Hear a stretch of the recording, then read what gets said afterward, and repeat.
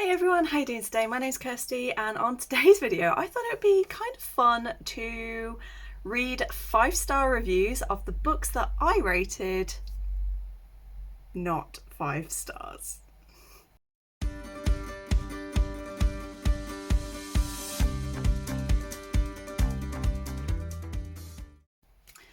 Originally I thought about doing the flip side of this, of reading 1-star reviews of my favourite books, but then when I actually started to film that video I realised very quickly that I was either getting kind of angry and defensive, which I don't want to do, and then there were a couple of them where I realised I don't have enough of a voice to be able to comment on some of these critiques. So like one of them was Cemetery Boys by Aidan Thomas, and a lot of people were talking about the cultural representation. I can't speak on that. And so I decided, right, well, I'm not really enjoying filming this, so what else can I do? And then I thought, well, what about books that I hated or severely disliked and look at 5-star reviews? And I do not mind ripping the shit out of those, to be perfectly honest. So that's what we're going to do. I'm going to keep all of these anonymous because obviously I don't want to spark hate. I don't want to start fights with people. If you, for any reason, are watching this and you see a review and you know that it is your review, please take this as the jest that it is. If I say that I dislike your opinion, yeah, I might dislike your opinion. Doesn't mean that I dislike you. And this is supposed to be just a little bit of fun for me to be like, what is wrong with some people? And why am I not understanding the hype in these books? I'm starting this with my least favourite book of the previous year, and that was In the Lives of Puppets by TJ Klune. I hated this book so much. I was bitterly disappointed. I didn't like pretty much anything about this book, and it amazed me how so many people seem to love it. So now we're going to find out what these people have said, and I'm going to react to see what they say and why they gave it 5 stars. If ever there was a story about what it means to be human, this is it. It's an ode to our affinity for love and friendship, as well as a celebration of our flaws and quirks. And it does so with humour and heart, alternating between making me chuckle and filling me with joy. If ever there was a story about what it means to be human, this is it. Hard disagree. Like, there were moments where it was kind of good, but disagree. And I thought the humour in this was absolute trash. Oh my goodness, mentioning this book as a masterpiece is not enough for me to express how much I adored this freaking fantastic sci-fi experience. The mind-bending, intelligent world-building and perfectly crafted characterisation blew my mind. Freaking fantastic. The world-building was not it. I don't read a lot of sci-fi, I will grant you, but the sci-fi I have read has been far superior to this in terms of the world building. I felt the concept of this felt a little bit lazy, and I felt that there was more emphasis put on the characters than the world. But to call it a masterpiece... Did we read the same book? I'm confused. No. But this is one of the most charming stories I've ever read in my entire life, and one incredible quest. The quest was boring as shit. I would literally rather sit here watching my cat take a dump while she stares me down than read this book again, because I was so freaking bored. And I've already mentioned about how I felt with the world building and the storyline. It was so boring. And the rep in it was freaking awful. Just, no. I did not enjoy it. Not at all. Nah, not for me. I'm going to move on. I'm going on to one that I literally finished a few days ago. And so you guys are getting... and I have so many thoughts on, because I think it's going to be fun to roast. And that is Twisted Love by Anna Huang. I gave this 2 stars. I have so many thoughts on certain things in this book, and I'm interested to see what people are going to be saying about this in a good way. Let's just go. Spoiler, in this one there may be points where I talk about spoilers, because of most of my critique is with the end of the book, but I will tell you before it's a spoiler, so I know I'll put a little thing up saying spoiler. So yeah, if you haven't yet read it and don't want spoiling, yeah. So the first of these here is one where I'll immediately be going into spoiler, but it says, I don't want to spoil anything here, but we know there's always a bit of drama when the couple break up for a while. It's usually the man who fucked it up and grovel for like a second, but yeah, that didn't happen here. And you've never heard me scream, "You're doing amazing, sweetie," louder. Dude was literally stalking her, quit his job to follow her to another country after she told him to leave her alone, and then for a year was just constantly hanging around and manipulating his way back into her life. How is he doing well? She tells him to leave her alone.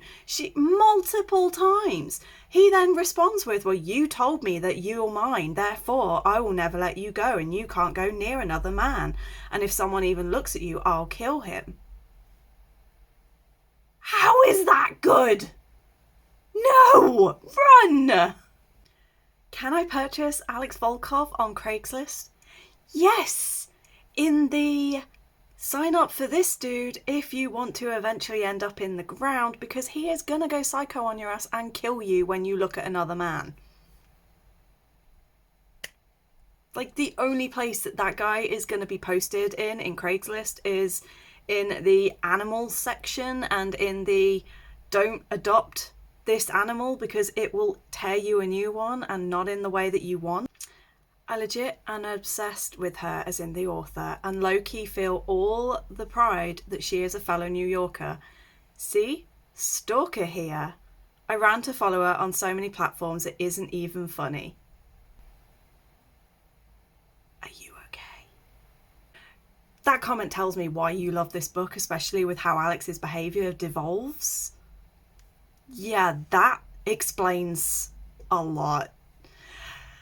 Yeah, as you can tell, I hated that book. I hated how it ended. I don't see why people so loved it. I don't get the Alex hype. He was a total piece of trash. No. Just no. Speaking of stalking, stalkers, and horrible things that I really wish were not in books, we have The Road Trip by Beth O'Leary. I read this one in 2020 something. This is one of those rare romantic comedies that is actually funny rather than merely light and fun. The characters and their backstories are as complex as are their relationships, which makes this a wonderful romance. The first part of my critique to this review is that it was not funny. It was mildly amusing at the start, but when the events that stopped them from getting to this wedding became more and more outright ludicrous and unbelievable, it started to become an agitation and a, oh, come on, what else could possibly go wrong? Like, there's suspending disbelief, and then there's outright, I can't take this seriously anymore, and this one fell into that.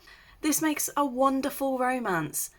The ex-boyfriend, who was already a bit of a snivelling wet rag, dumped her, refused to believe her when she told him that she was sexually assaulted, chose the side of the person that he knows is a chronic liar and has issues and is a drug addict, gets rid of her, and then suddenly 2 years later she decides that all is forgiven and takes him back.